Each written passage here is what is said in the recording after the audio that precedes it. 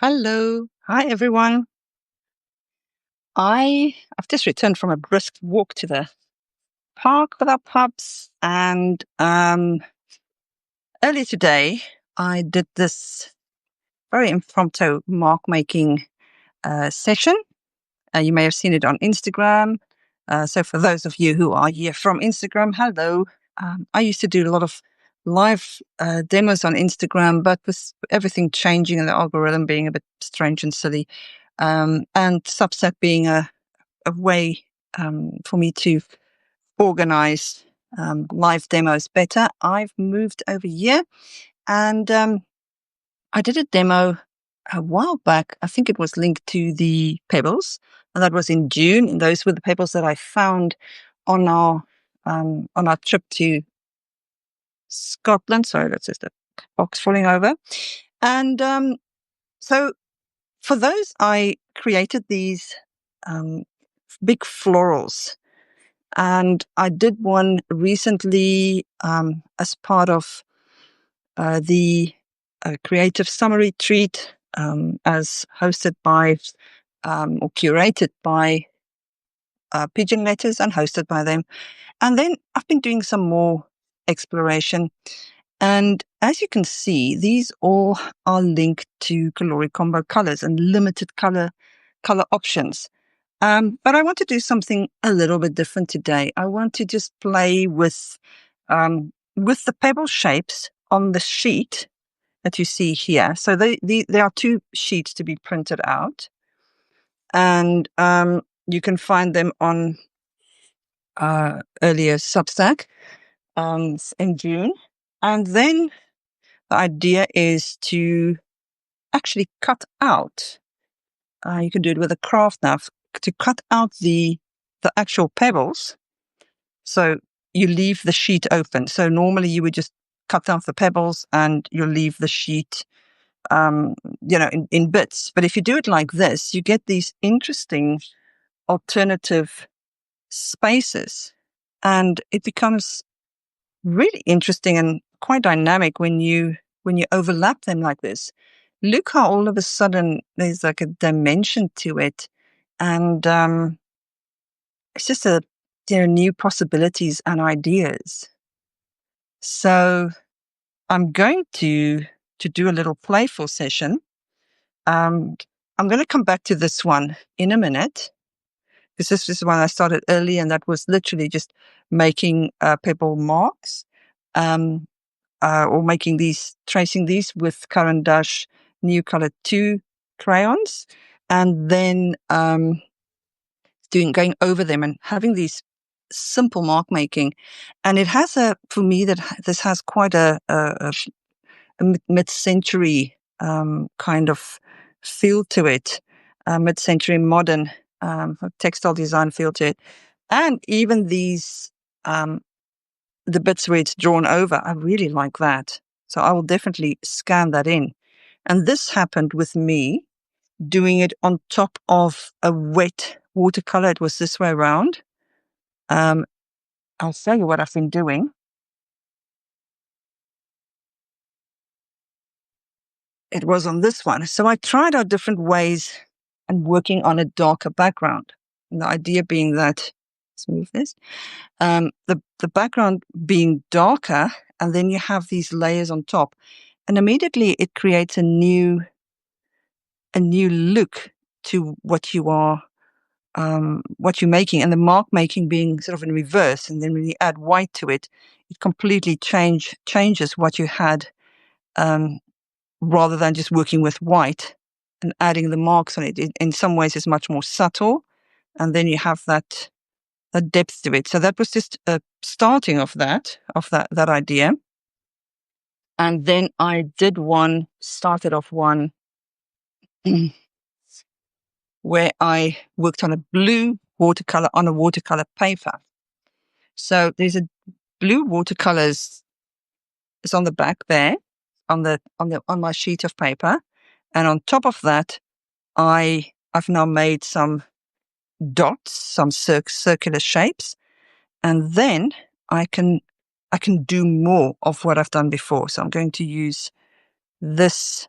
So it was this way around, And I'm going to do it this way around. I'm going to make some more marks, and some of them will be overlapping over the marks I already have, and some of them will be into the background. And I'm doing this as a way to just play and explore and not be too worried about the outcome. And the reason for this is if you do this, you will discover new possibilities. And if you don't like it, it just becomes a background for something other, because this is all water-based media and the crayon is water soluble and the colors mix together quite happily. And I can add water to it, and then it will become less waxy. This is still part of this idea that I had a while back when somebody asked me, do we ever feel too depressed or uninspired or just not creatively motivated? One of my lovely students asked me about that, because sometimes the world can get a bit heavy and things can interfere. And yes, that does happen. But this is one of the reasons, or about creativity or helping people to feel more creative. One of the reasons why I started Coloricombo, it's now more than 3.5 years ago. And just having that color prompt that goes out every week is a way to, the color is a catalyst. It's just a way to engage with color. And you can do something as simple as color and mark making and explore where it goes. See what else can happen. So I've linked my pebble shapes to florals and petals. And now this may still happen, but I'm not overly worried. I'm not too concerned. I am playing with these colors that sit together, and I'm trying to create some patterns. So make sure it gets all in the way that you can see. And you can see how the crayons that I'm using, this week's crayons or this week's colors and this week's crayons, are quite opaque, and it sits happily on top of this dark background. Now that is bothering me. It's too green there. So it's distracting. And what I'm going to do is I'm just going to block it out. I have a tissue here, which I'll just put that over there and block it out. And now I'll engage with what I have here again. And I may or may not find some flowers, and I may now strategically add in some marks. And I'm doing it semi-intuitively. I am not planning. I don't know where I'm going. I'm not planning anything. I'm just working with the shapes that I see.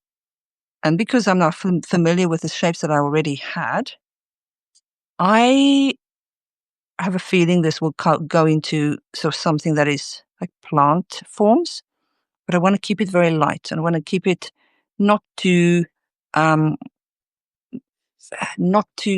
the word? Not too literal. Structure plant forms. Whoops, I just broke my crayon. But as I say, broken crayon still color or something like that. It's just a bit shorter. There are actually holders you can have for crayons and for pencils to give you a bit of length. I think I actually bought one recently. I'm not sure where it is. I think it's in one of my pencil cases, but I'll do a demo of that, because I have some of my pencils are quite short, and it becomes a bit tricky to to hold on to it to the very, very end. So it is a good idea to have one of those. They are not very expensive. Okay, so I now am cautioning myself that I don't lose too much of that sort of soft shapes that I had. So I may well go with another color on top of where I've been, and just to block it out again.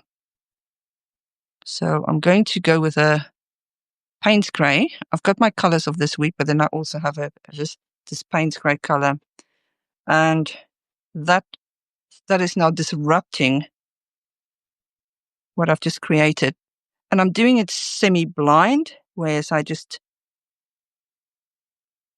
know what I had, and now I'm working over it, but I don't want to plan it too clearly. I hope that makes sense. So for instance, here, I know that there's too much yellow here, but rather than trying to logically work it out, I'm just going to add this as a dark background. And then it may help to break it up. It's just one way of doing it, and that's a way of working quickly and not overthinking it. And now that shape there and that shape there correlate a little bit. Let's turn it around and see. Now I see a person there. You can see legs and an arm. I don't want to do a figure, so I want to keep it to something plant-like. And I'm going to go in there and I'm going to create some leaves. Leaves, not leaves, leaves. Some foliage.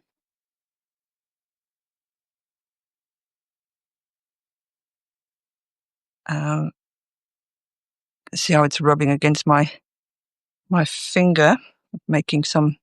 I think it got wet, so it's dissolving a bit. And then here, I'm going to do the same thing. So I am creating some different shapes, some softer shapes.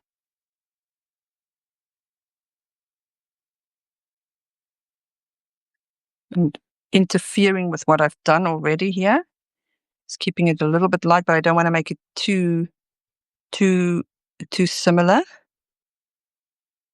But by using the stencils in a way that I can create marks and block off shapes, I don't have to use the whole shape of it. I can just use that edge. For example, if I want to make that a bit fatter, I just use it and I block off the area and I still get a good mark quality without me sort of drawing it in. So you see there where I've made my mark. It's a bit heavy-handed.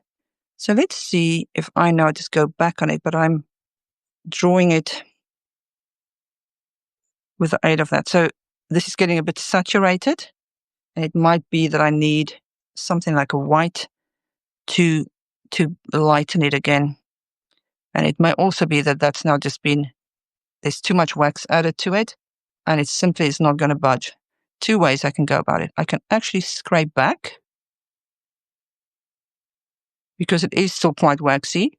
That's the one way. And the other one is to add water to it. It should blend it more, and I can paint over it with gouache. But I just want to stick today to using crayons. So I'm working on a watercolor painted background, but I want to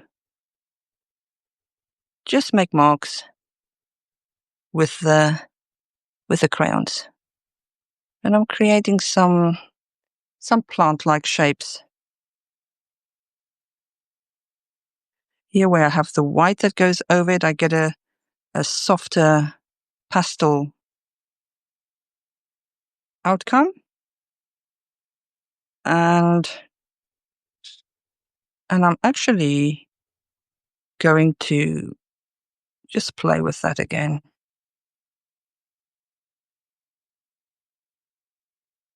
So I'm doing it quite blind because I'm doing it live. I'm not overthinking it too much. I'm just allowing the crayon to deposit there where there's a lot being put down. I can scrape some away, and that gives me a place to purchase. Again, this is a watercolor paper. It's not a very, very strong. It's not a very toothy paper. And it's got a layer of paint on before. And this is actually something that I painted before and then just painted a dark color on top. So I never get rid of any paper. I like working on good, paper with a bit of resilience. But of course, you also can just create in a sketchbook as long as it holds. It can take a bit of a water wash and just a little bit of punishment from layering with materials. Okay, I'm still not quite sure what I'm doing. I think I'm creating a white background. And I'll just go with that for the minute. So my dark background is probably going to become eliminated, and I'm creating this white background with plant shapes.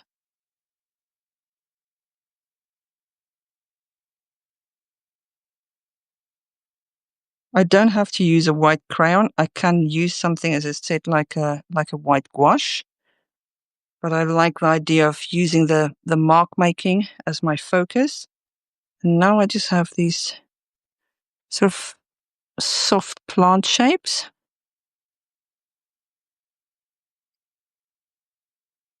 And it just reads textile design to me.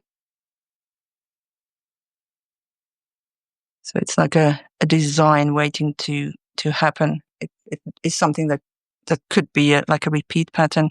So for those of you who've just joined me a bit later, hello. I'll talk you through what I've been doing. I've been creating using the pebbles from the photographs that I took when we were in Arran, and they looked like this. And then what I've done is I've cut them out and I've used them as actual stencil shapes. And I've been layering on a dark background. And I'm playing without having too much of a plan. I'm actually just doing it very intuitively. And I've been layering the crayon. This is the new color 2 crayon. It's a waxy, water-soluble crayon. And when it becomes too heavy and I can't draw with it anymore, I scrape back a little bit until I can make a mark on it again. I started on a dark background and it's now becoming lighter. Where there's been no crayon, it sits very happily. The white crayon makes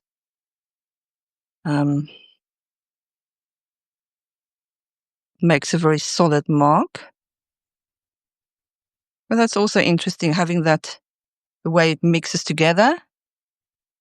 And there, as you see, you can just scrape back. I'm using a rounded palette knife so I don't damage the paper.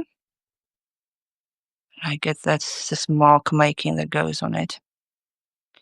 So this is a nice exercise where you give yourself time limit and you just play and you just see what happens.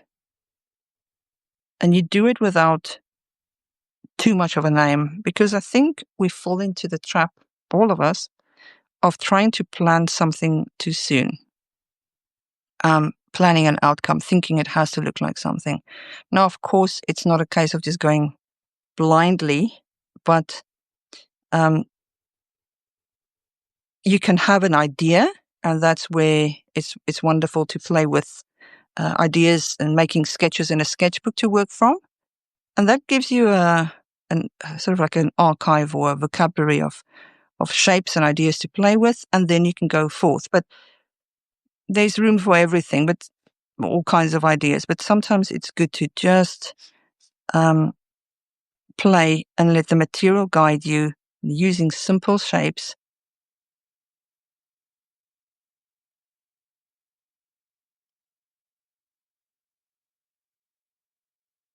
Simple shapes, limited colors, and limited materials. I mentioned before I can actually paint on this as well if I wanted to block out shapes particularly, but I'm not going to do that. I don't want to bring in paint in this instance.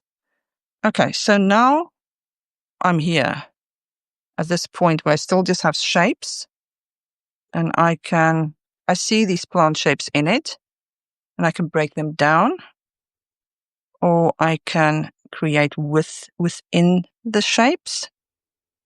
I can take away some more of them, or I can just turn it into this semi-abstract plant-inspired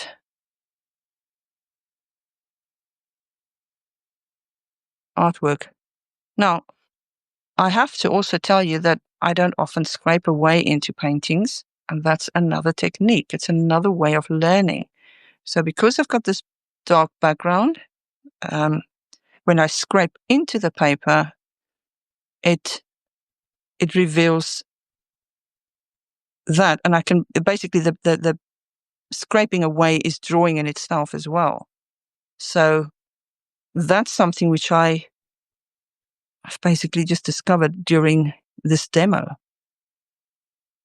I've done scraping. I do like scraping in my own paintings in acrylic, but it's something that I haven't really done on paper, and that is a good explanation of why it's important to play and experiment. So I'm creating some lines here. Again, I'm doing it in a very in a way that I'm not particularly planning anything, but I think it may end up, all of this may end up yet as a layer for another background, and it might become a different kind of floral. So let me see if I can quickly explain myself there. If I use this and turn that into a kind of floral, one way of doing that is, oops, that's not happy. Do it differently. So is to do a sketch on top of it, and I would quite simply go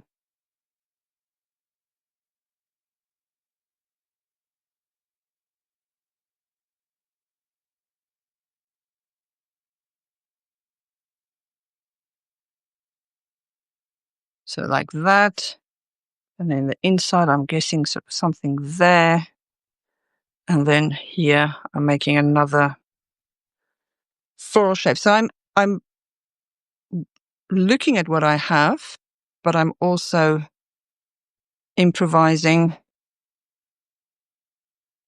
creating a kind of a floral. So let's see what's going to happen if I cut this out and I put it on top and I block areas out. And for those of you who are familiar with the way I teach, you will know I love using paper cutouts to block areas out, to plan paintings, to look at ideas before committing to painting. And it's a great way to allow yourself to, your eyes to sort of look for possibilities without you actually painting on the painting. So I've got a background here, and I enjoyed playing with it. The colors are in harmony, but I'm not particularly fond of it. As in, I don't think it's resolved. And let's just see if I use that just as a layer, even though it's got that strong contrast with the white on it.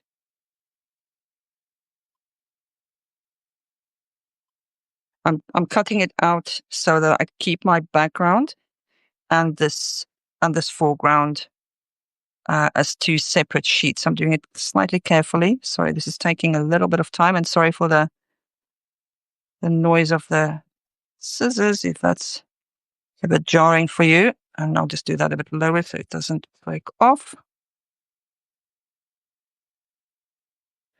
I've lost so many of these scissors at airports because I forget it in my pencil bag, and then it gets taken off me. And then recently, of course, it happened again, and this was in Portugal, and they said, no, that's standard. It's the scissors are short enough. That meets the standard. It can go through. So that was a happy coincidence. These are Fisker scissors, in case you are interested. So I'm going to just make that one there. Okay, so that's the background I have. And when I put this on top, I now get quite a different feel and look to what I've had before. I can move it around a little bit. But do you see how by playing, you just create a whole new idea for options? And I don't believe in failed paintings, as in, there's always another way, there's always another idea, there's always another option for something else that can develop from what you've done. I really do believe it. Now, I said I was not going to do any gouache painting on it, but that would be a quicker way to create a background. But let's just see if I do this. It should indicate, no, it isn't. It does not create a strong enough contrast. So I am going to paint with white designer gouache. I'm going to paint on top of it. Let me just see where I put it. My gouache. I wasn't going to work on it, so I think I might have put it slightly out of reach. So if I don't find that, I may go for a grayish, so not to do it too white, mixing it with a bit of this watercolor and some water. This is gouache from before, but you can see it's like a neutral gray color. And if I add blue, indigo blue watercolor to it, I get this sort of a neutral, this is almost like a paint gray color, a bit more blue. So add a bit more water to it. And typically I don't use acrylic gouache. I like using water-based gouache because you can always get it wet again. You can always rework it into a workable state again. And this is the way I like to work, my preferred way. So I'm going to paint with gouache over it, and it should happily sit on top of the crayon. If I was working in my own time, I would do it slower, and I would probably be more careful with the bits that I've painted, that I've drawn before, the layer underneath. But it's also fine to just go for it.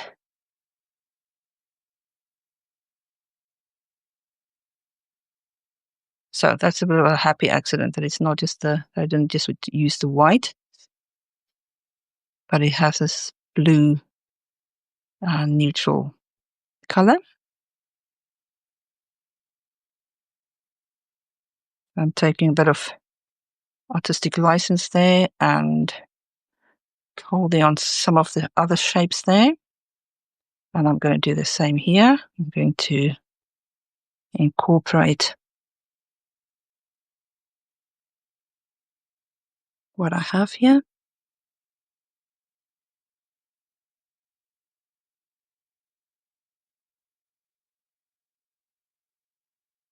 Okay, yeah, the same.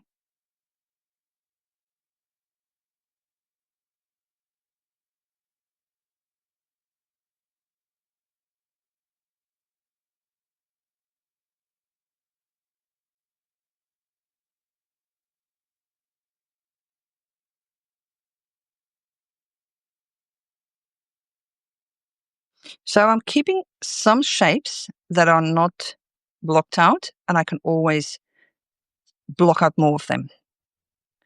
So I can the bits that I'm saving here to the side, this is a bit untidy, but I'm doing it so that I can always paint over it again. But once it's painted over, it's not ideal to then try and work back. But of course you can scrape back, as I've just explained, but paint really needs to be dry. Okay, now I am working back on what I've got, and the white is hindering. So the white has to become a darker color. That's not a problem.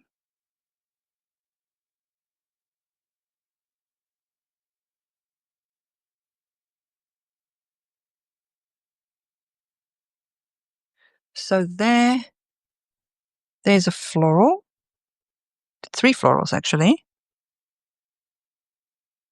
It's totally different from how I planned it. The white has to become more colored, but the white doesn't have to be eliminated. But I hope this give you an idea of just possibilities of playing and not being precious. It's only a sheet of paper. It's only something that you create. The preciousness about this is the time that you take and what you learn from it. And it's not really about what you create. You're learning all the time as you make, and the only way to learn is by doing. And it may be that I learned from this project, from this lesson, the idea of scraping into a dark background. That's actually exactly what I've just rediscovered.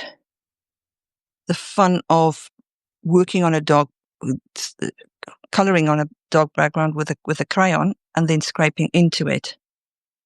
So it's quite different from if it was on a white background, it will be far less effective. So this is where I'm going to stop for the minute. And so there it stopped. I'm going to give that just yellow. Going over that. This is this Chinese yellow color from Caran d'Ache. And I can definitely add more detail to it and rework it a bit later. But in principle, that was a fun exercise. So you can say, but why did you not just do a background beforehand and then put in all your colors? Because this is far less interesting. That's why. This is watercolor. I've just applied that water, like a bit of a layered watercolor. So the idea would be what I've done here is similar to here. That's if you've just joined. And then I started off by making lots of stencil rounded marks, creating this interesting background, making the layers go back and forth in 2 directions. And then working, just take it from there, really, working further. So the one that I was doing earlier is this one. And I did the same process of laying down the paper. I think it was a different paper, but it was laid down. And that was the other one. And making shapes. And then tracing over it again, making more shapes, more patterns. And then I used my pebble, or a pebble, to draw lines on top of it. And then I filled in. So it becomes a bit like almost like a paint by number kind of exercise. And let's see what happens if I do some more of that. So this was starting off as really a flower exercise, but it's also because of the lines that I made with my with the pebble. So here is a pebble. And I had a brilliant pebble, one with a little dent in it. It worked really well, which I don't see at the second. But by just making marks, just doing these lines, the reason for using a pebble is that I have to push the pebble, and I'm drawing in a direction, but I don't want to lose it. So it's a bit like a game. Whereas if I just draw, if I just use my hand and thinking about where I want the line to go, then the mark is quite different. So I lose some of the control that I otherwise would. And the mark just becomes a little bit too heavy, too worked out, too ready already. And I see now in this, even though it was completely not my idea, I see a kind of a landscape. And I really like that. And I'm going to turn my pebble painting into a landscape. I don't want to take too long in doing it. And I'm echoing some of the lines that I've made. So some of these pebble lines, I can of course use a pebble again. But I can now also just trust my hand to follow the pebble line from before and make more of that line, to try and emulate, trying to make just more of the line that I've already created with the aid of the pebble. And something that I do like to do is to help people to lose control of the way they think they ought to draw or paint. What I mean by that is you get quite stuck in trying to make it look right and you become really precious in it. And if you just go back to mark making, it's a bit like, it's just something that's a bit more natural to your, a bit more authentic to your way of creating and without intellectualizing it too much. And that is where you often find really expressive ways to create. And you've done that in the way of not even thinking about really what you were doing. Sometimes, like for instance, with all the lines that I get there. So I still work with this as a landscape, as a semi-abstract landscape, because that is a kind of horizon line, almost like a beach. Let's see what happens if I turn it the other way around. It works even better as a landscape, I think. Yes, it does. So if this is my landscape, I'm going to make the sky dark. Now, I'm going to say something at this point. It's always a good idea to document what you do. Take photos of of the different creative stages where you're in, because it may well be that you overwork something. You go, oh, I should have stopped so and so, or I really like this about it at that point. I often do it with my paintings. I actually scan them when they're in a more of an abstract stage, and then they become more worked. They become worked to become more of a finished painting. So I'm reluctant to delete all of my background here. So I'm slowly eliminating some of the colors. And then here, I'd like to create some areas that will link more to a landscape. So I'm doing this really on the cuff, and I should probably, in my own space, I would now stop and just look and observe. But I don't have the luxury, so I'm just going to go with it. I'm using my pebble shapes to help me refine some areas and create some flats, some quiet areas within this. That's what I'm thinking I should do. I'm going to do the same there. So I'm repeating what I've done earlier on, and this may look a bit like sort of grass or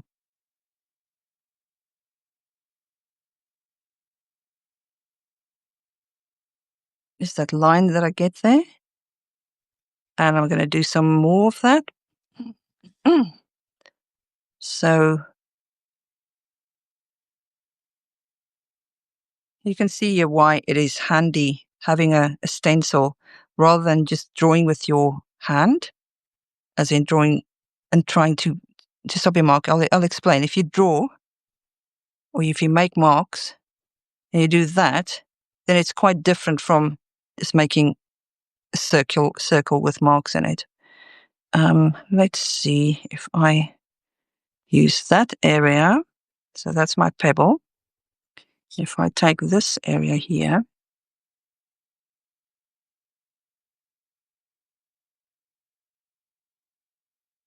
and I've got that there, and then here I've got this,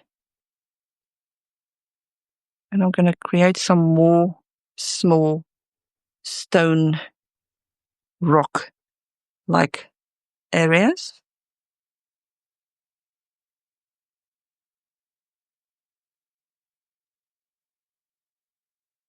Another one. Then here I want to block the side. So I create some stones. Don't know if it's starting to read for you as the viewer more as a landscape as well. So I did not plan that at all, as in I did not think I'd see a landscape in it. But sometimes that's just what happens when you allow the creative process to take over.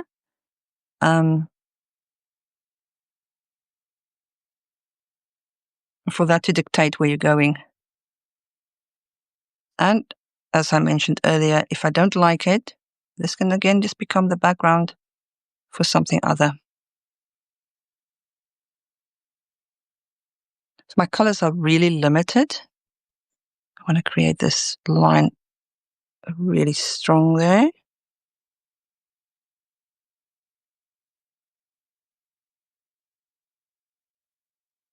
Create a bit of depth there. And I'm going to deliberately make kind of a line there to block my eye. This may or may not work.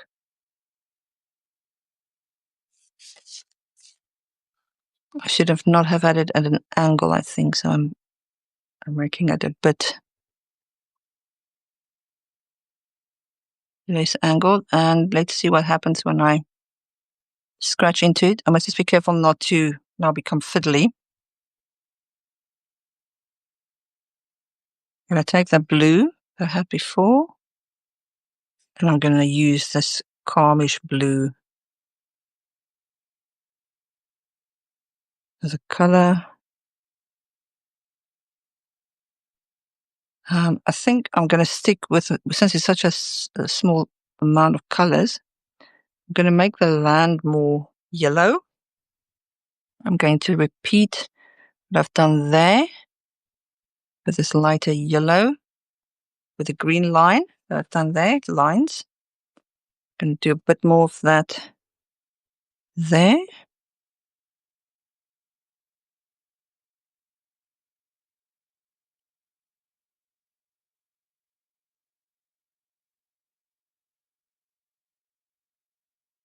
And now I need to definitely create the background. Even if I want to have those as clouds, I need to have less of the yellow. I have the yellow less obvious there. That obviously also depends on how much I want this to read as a landscape, and if I just want it to be a semi-abstract landscape.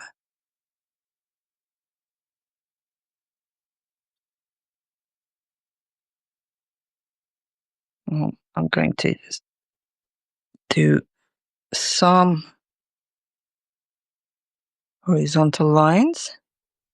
This is all still in the paints grey.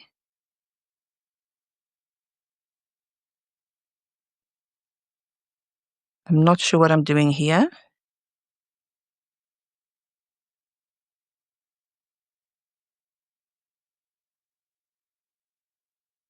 I feel I should not completely eliminate the yellow.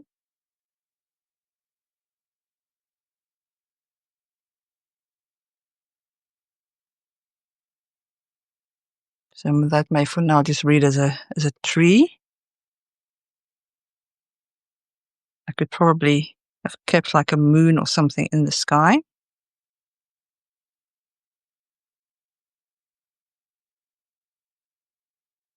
And then here, where I have that white area, I'm a bit mindful that I don't want to block everything in too much, like, make it all color.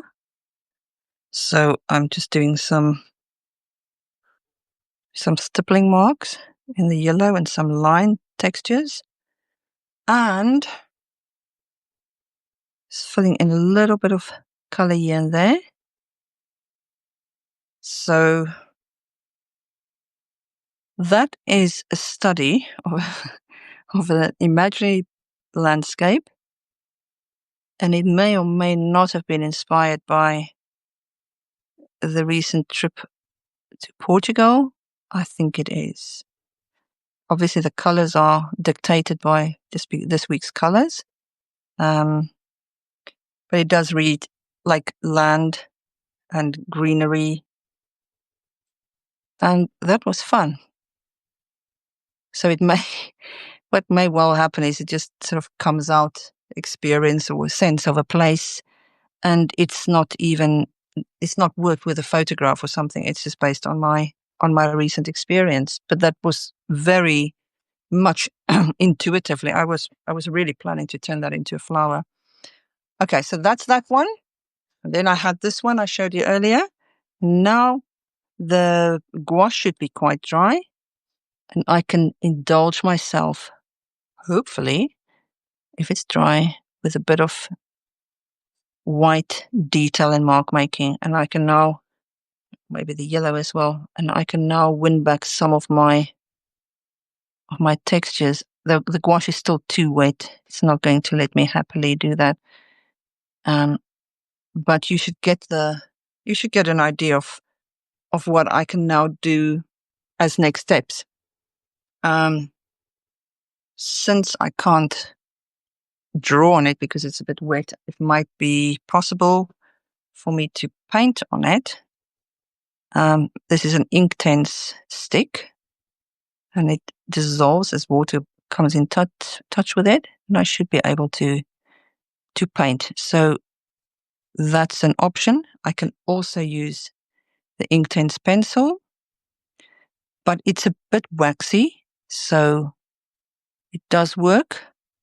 So between Inktense and a new color 2, you can dissolve it and you can add detail. So this is my very intuitive creation from earlier. And I am now creating a little bit of cohesion by using the shapes that I've got. Don't want to make it too simplified, but I want to make it a little bit cohesive. So I'm painting on top of it. And you know what? It's lovely. The surface, it's sort of almost burnished with the crayon on top of it. And now the gouache on top of it gives me a nice flat tooth again, but it's a little bit damp in areas. But you should be able to get some nice detail on it. I don't know how long I've been painting for. 50 minutes. So let's do a full hour. Let me just carry on. If you have any questions, ask me either here or you can do it on Instagram. If you are in the Facebook group, you can ask me there as well. Be careful with regards to the crayons. There's new color and new color 2. And new color 2 is the one that's water soluble. So if you've got new color 1, that's just like a wax crayon. It's like a oil pastel almost. And it's just not going to dissolve at all. So you can't layer that. You can't add water on top. So that's something to be mindful of. The other one is, just from my point of view of working and creating, when I have shapes for me now going forward in the next so many minutes, I will try and create more of my shapes that I already have, like there. So I've got that little, almost like a seed head coming out, and I'm going to make more of them. I may well paint it in as outlines or quite black. And that's one way to create more cohesion, to help the eye to read this all as one design, one artwork, one painting. I will probably add black detail on top of the white. And this is something that I have to be in the mood to do. And if I'm in the mood to do, I absolutely love it. It's like a semi, it's a word. It's very mindful. What's the word? Meditative. I just want to get to that, like a black or very dark color. Let me just see. That's not quite black. Like a very, very, very dark. That's like a very deep, dark color. But it's not quite black, but that will do.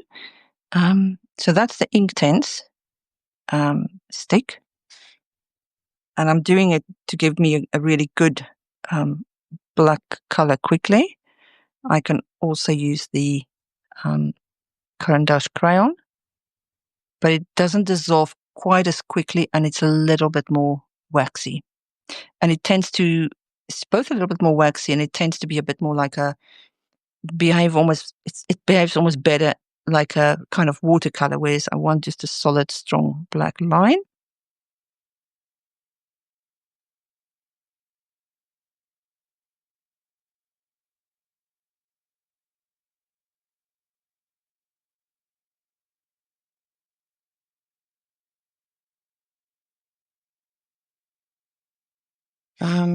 So I am probably waffling on a little bit here, and I should really stop and look at it before I make too much. Now it looks like a little baby bird or something this here, so I will turn it back into something a bit more plant-like.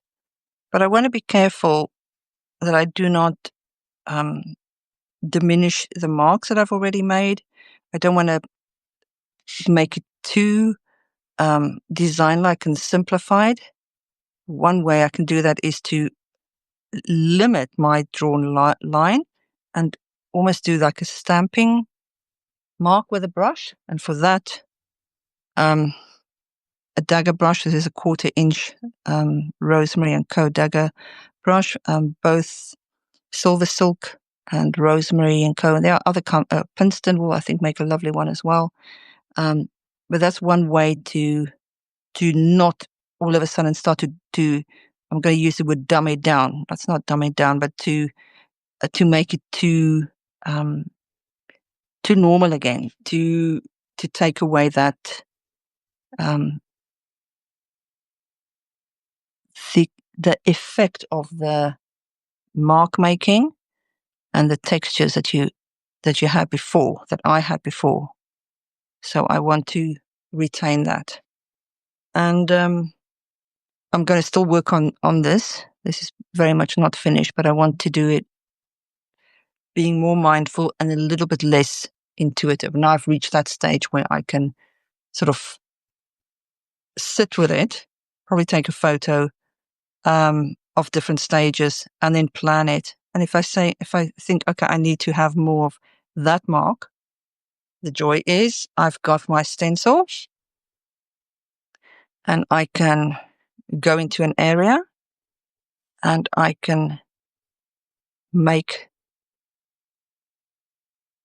more of that because I've already done that. And that's the fun of working with a stencil and knowing how the shapes had been made before. And just adding more of that. And of course, it doesn't have to be a pebble stencil. You can cut out a specific shape for yourself. I'm just explaining how, by starting with something really, really simple, a simple shape, limited materials. By doing that, you can explore from what I would call sort of a safe place, a place where you don't try and second guess and go for different materials and find other solutions. So I did paint gouache on top of this, and I didn't just do my crayon. And that's because the process took me in a different direction, but I hope that made sense to you. And I'm going to leave this one now. Again, the gouache is not quite dry, so it's better to be left for a little bit. So let me show you again. This is the landscape that I did. It's quite different from how I normally would work. So this is a sketch, and it really inspires me to go and make a few of these imaginary sketches, but maybe reference some of my sketches that I made on location and merge the two. If you are still keen to see the process that I did with the Creative Summer Retreat, then you can still register for it. You can see the whole demo. It's free, and all of the 60 demos lessons are free. So this is the one I did. It was very impromptu as well. You need a pebble, some crayons, and to play with that as well. I have some ideas in that lesson, and it's also a fun way to involve children, to get kids to play along as well. So the idea there was just a big floral with petals that are similar but not perfectly aligned. So bring in a bit of the playfulness. And then if you want to do what's known as the permanent vacation, I think that's if you want to buy the set of lessons with extra bonus material, I've created 2 lessons. This is one. This is the second one, and that's complimentary in that course. And the other one is this red floral, which I made with last week's Coloricombo colors. Okay, we are almost right onto 6:00 my time. Thank you so much for watching. I'll do this again. It's not been with me traveling and being quite busy. I haven't really had the bandwidth to do much other activities. I love doing these live sessions because they push me in a way to try other things as well. And it's sometimes good just to play and explore, and for me to quite literally not be able to think. I'm just doing. I'm just reacting and then going forth and doing some more mark making. And this is where I started. You may remember when I did the last live demo, I I was playing with the pebble shapes and also with the crayons. It's still in my system. And look, here's the beginning of a kind of still life from a flower that then got halted. I'm going to finish this one. I'll post it probably in next week's prompt, because that was flower and then disrupted, and now it's sort of a semi-landscape. Okay, thank you for watching, and I look forward to see what you create. Tag me if you post your florals or whatever else you create from the pebbles. You can download the PDFs from Substack, and make time for art. It's important. It's good to create. Okay then. Bye bye.